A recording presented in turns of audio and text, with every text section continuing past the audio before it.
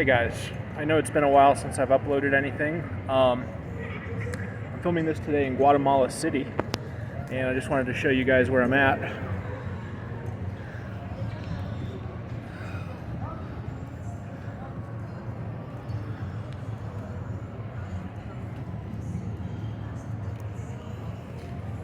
And I came all the way down here in large part to see this. You know, this is a new development that's been built within the last 15 years. It's a thriving commercial and residential district. It's mixed use. There's shopping, there's dining, there's a cinema, a hotel, and plenty of apartments.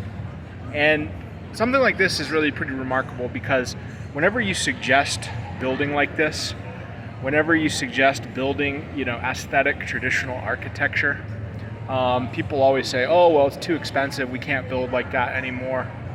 And frankly, that's BS because, when all that wonderful old traditional architecture that we admire in Europe or in some of the older American cities was built, all of these countries were a lot poorer then than they are now. And the country I'm in now, Guatemala, is a lot poorer than anywhere in the first world. But yet they can still build like this. And it just goes to show that it's still possible. There's still a demand for it. You can still make a return on your investment by doing aesthetic traditional architecture instead of boring, bland, alienating, demoralizing modern architectural monstrosities. This really just paints the way forward, I think, for the future. People who are concerned about what kind of future we are heading towards or leaving behind can really take heart from an example like this and apply it themselves. And this is something, maybe not on this scale, that I would like to be able to do someday. And this is something that anyone could do who has a certain amount of means or access to means. There's nothing preventing this. So, I think probably you are going to make your money back quicker and faster. In a growth economy, you're going to make your money back quicker and faster by building cheap, prefabricated, cookie-cutter garbage. Because you can build it fast, you can build it cheap, and you can sell it regardless. If the economy's growing, if the population's growing, you can sell it. So you can make your money back and you can do it quicker and faster and more turnover and all that kind of stuff. But we're leaving the growth economy. Economies in the first world are no longer growing. Okay? We're going back to a period of stagnation, like the Malthusian economies that were stagnant, that were not growing, where populations were not growing. And those are the economies that produced the glorious historical treasures of the past that we still marvel at to this day. And under conditions of more stagnation like that,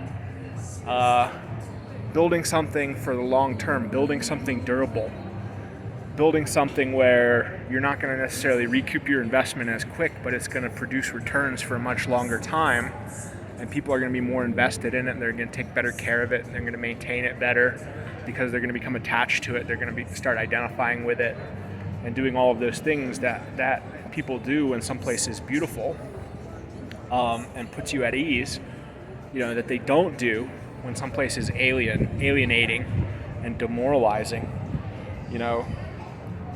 and that's gonna, in a stagnating economy, that sort of stuff will gradually win out. So in the growth economy, cheap, prefabricated, cookie-cutter garbage is the better investment financially. I still don't think the overall case for it is strong. I still think its prevalence, its ubiquity even, indicates a real moral and aesthetic bankruptcy on the part of people with means. They're showing off their moral and aesthetic poverty, their moral and aesthetic perversion with the modernist garbage that they choose to build. But I think that stuff like this, where I am right now in Guatemala City, and there's a few other examples around the world. There's Poundsbury in the UK. There's a few places in Florida, USA. I'm going to try to visit as many of them as I can. But places like this are going to start to win out over time now that we're in a more stagnant economic situation where you're not going to have the growth economy. And so, investing for the long term and building something durable that people do enjoy and love and care for and maintain, that's going to be the better investment going forward in this kind of stuff. Which used to be ubiquitous. Remember, everything used to be like this, or nearly everything. I mean, I'm sure they built crap back in the day too, and it just didn't survive to now, but they built a lot more stuff like this at one time in the past than they do now. But I think this is going to start to come back, and if you want to position yourself as a true elite going forward, in contrast to these morally and aesthetically stunted and impoverished and perverted elitards who build ugly, alienating, demoralizing crap. If you want to position yourself as a true elite in contrast to them, this is the kind of stuff to try and create. Stuff that is aesthetic, stuff that puts you at ease, stuff that people will love and identify with and preserve and maintain over time, and create little islands of civilization in this decivilizing world, right? And if they can do it here, we can do it anywhere. If they can do it here, we can do it in the United States or in America, whatever you want to call it. If they can do it here, we can do it again in Europe. Like, this is applicable. This is actionable.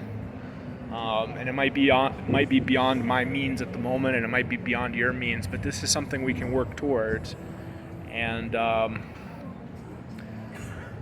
this is something we can build and cultivate and grow and raise up true elites to do stuff like this, as opposed to the nonsense and the garbage done by these malevolent, short-sighted, tasteless elitards with their idiotic, whatever. I don't even know how they live, like in the automated modernist mansions that, they're actually making horror movies now about living in those kind of mansions when they go haywire, right? So, this is nonsense. Even they know it's nonsense. Even their media knows that it's nonsense because they're making horror movies about it. And, we can set a better example. We can raise up better elites to do better stuff like this, versus that. And, that's what I came here to see, and, I wasn't disappointed. So that's the thought I'm going to leave you with for today.